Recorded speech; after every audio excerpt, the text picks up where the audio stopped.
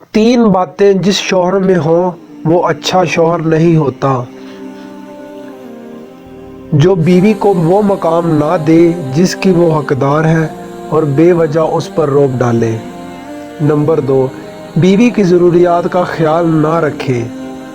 Number 3، بیوی کے پیار کو نظر انداز کرے اور اس کی نظروں میں اپنے لیے محبت پیدا نہ کر سکے، جو خود بھی افسردہ رہے اور بیوی کی زندگی کو بھی مایوس میں مبتلا کر دے۔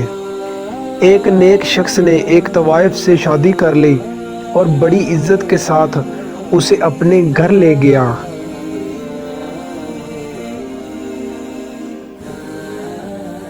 گھر کی چار دیواری میں اس کی ہر ضرورت پوری کرتا، کھانے پینے کا خیال کرتا، ہنسی خوشی زندگی گزار رہی تھی۔ ایک دن اچانک کچھ پولیس والے ان کے گھر آئے اور اس شخص کو رشوت لینے کے الزام میں گرفتار کر لیا اور اس پر رشوت ثابت ہو گئی۔